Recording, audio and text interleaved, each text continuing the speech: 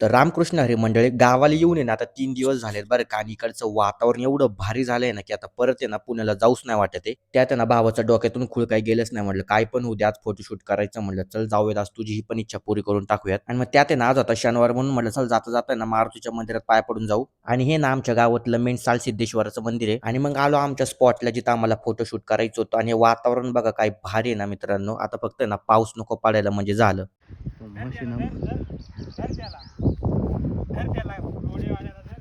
आम्हाला खालून येताना बाबांनी सांगितलं होतं वर जरा जपून म्हैस मारती म्हणल्याच्या आईला हे तर लय डेंजर आहे राव गावाकडच्या म्हैस. तर फोटो काढायला आलोय आम्ही आणि आता सगळं पावसाचं वातावरण झालेलं आहे. पाऊस भिजवते आपल्याला.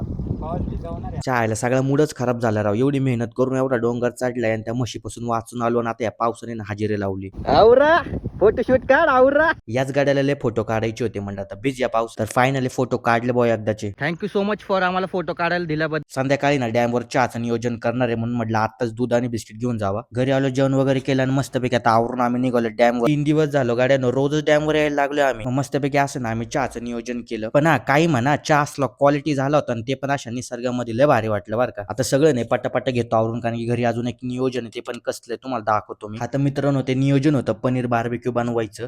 हा जाळ तर असा पिटीत होता जसं काय आजीला वाटला गरज पिटीतो की काय. त्यानंतर म्हटलं सोड इकडे चल मीच घेतो बनवायला चायला. पण चायला शायनिंग मारण्याच्या चक्कर मध्ये ना हातालाच घेतलं भाजून. आता हे होईल बरं 2 दिवसामध्ये. तोपर्यंत तुम्ही व्हिडिओ आवडला असेल ना तर लाईक आणि फॉलो घ्या की करून.